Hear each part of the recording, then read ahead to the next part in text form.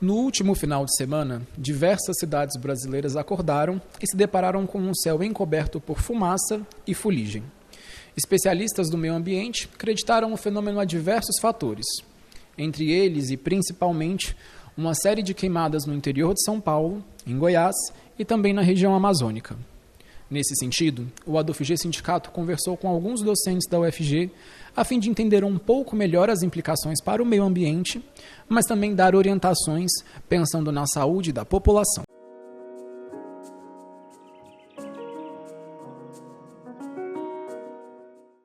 Então, quando a gente fala das queimadas, né, que é o momento ao qual a gente está passando agora, a intensificação dessas queimadas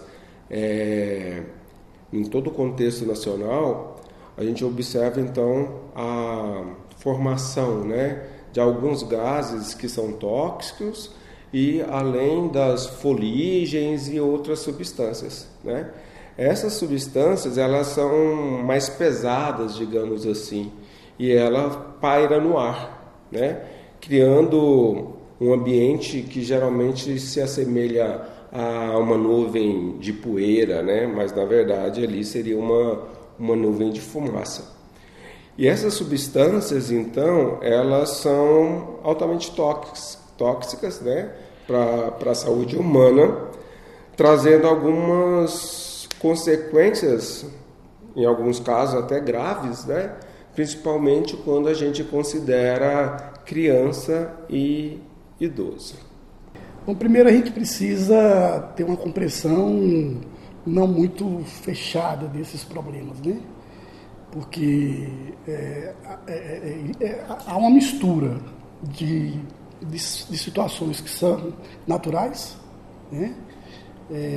Desses chamados eventos climáticos extremos, por exemplo, essa elevação da temperatura, com um esfriamento também muito forte, quase que no mesmo período, né? Mas há também, e isso que leva exatamente a um impulsionamento dessa situação, a ação humana, né? Ou seja, a ação antropogênica, de como, a maneira como as nossas ações, seja do ponto de vista da quantidade de veículos que existem, né? Da queima de carbono, né? Do desmatamento, do uso de combustíveis fósseis. Então, toda essa mistura aí, causada exatamente pela maneira como a sociedade funciona, como o sistema funciona. Então, essa mistura toda entre condições naturais dos eventos climáticos, que acontecem independente da ação humana, potencializado pela maneira como nós vivemos nesse sistema e nessa lógica dessa sociedade capitalista. Tá? Então, tudo isso somado é que faz com que esses fenômenos tenham essa dimensão toda que nós estamos vivendo. Então, esses gases, esses poluentes, ele acaba irritando as narinas, né? E a garganta, e aí vai dar como os primeiros sintomas, então a tosse, né? Aquele pigarro, uma dificuldade de respiração. E falando frente, né, as pessoas já mais vulneráveis, né, crianças, idosos e gestantes, eles sofrem um pouco mais, né? Então eles já possuem uma fragilidade, digamos assim, né, frente à resistência a essas substâncias, e aí esses sintomas eles surgem com maior facilidade, pode levar então a uma disfunção pulmonar, e essa disfunção pulmonar, se a gente for falando aí, ela vai levar a algumas situações bem críticas, né? Podendo levar até a morte do indivíduo. O que a gente pode recomendar para a população, né? As ações mais básicas, digamos assim. Primeiro, hidratação. A ingestão de muita água, né? Durante o dia, de forma a não ter um quadro de desidratação, até porque nós temos dois fatores, né? Dois ou mais fatores, na verdade. Nós temos aí as foligens, as queimadas, que causam essa irritação. Nós temos um tempo seco, né, no qual nós estamos vivendo nesse momento, que leva a um quadro de desidratação, né, e aí favorece mais ainda esses processos inflamatórios no organismo, que complica os quadros respiratórios. Nós temos também uma época de floração dos ipês, né, que é liberado os pólens, e as pessoas que têm ou uma alergia respiratória, né, podem ser acometidas, dando quadro lá de sinusites, né, de rinites. Para combater essas questões, primeiro, a hidratação. Segundo, estar em locais com maior umidade, né? Então, nesse caso, a gente pode utilizar de algumas ferramentas, né? Tais como os umidificadores. Se a gente pensar também em outras estratégias, né, vindo lá dos nossos antepassados, né, aquelas bacias de água no ambiente, toalhas molhadas. Então, esses são alguns fatores, né, que podem auxiliar nesse momento. E principalmente quanto às fumaças, né, evitar o ambiente externo. Então, ficar mais dentro de casa ou locais fechados, né, onde vai ter ali uma barreira natural dessa fumaça. Então, acaba tendo uma proteção maior. A gente recomenda não fazer o uso de medicamentos por conta própria, né? Porque aí pode trazer outros agravamentos, né? Por exemplo, para tosse nós temos vários tipos de medicamento, e cada tipo de tosse é recomendado um medicamento específico.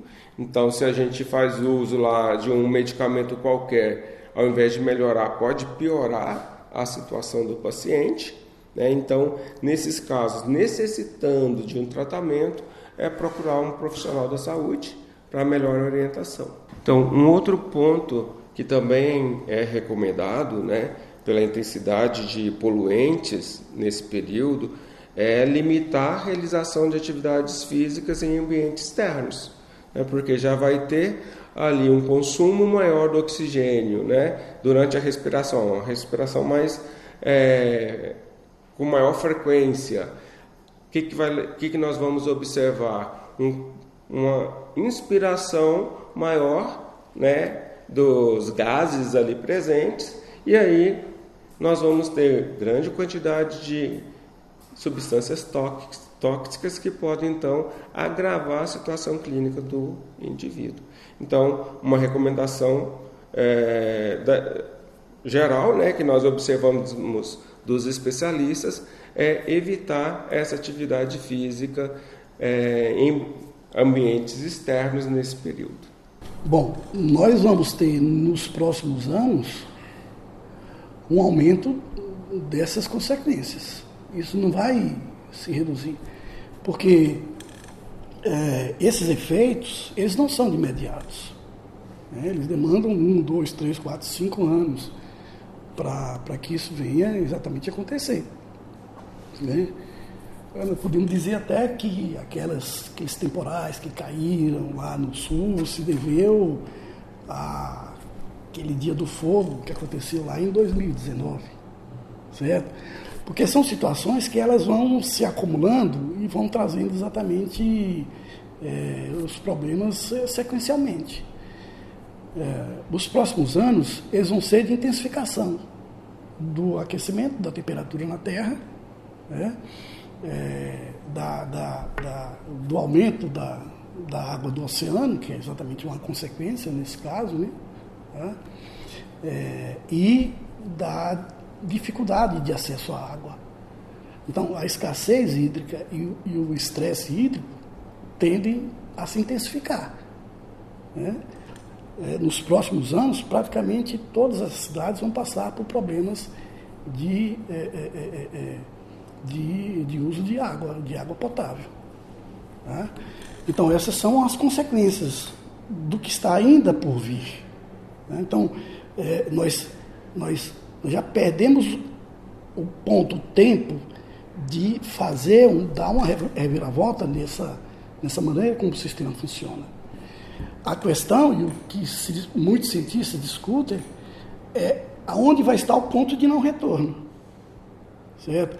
Ou seja, de chegar no momento em que não vai ter mais solução para o planeta Terra, que não seja um aquecimento em larga escala, que vai levar a uma dificuldade de vida da população na Terra. Né? Como é que isso pode acontecer? Se continuar nesse processo de destruição dos biomas. Né? A destruição, porque eu digo muito assim, eu falo sempre para os meus alunos, né?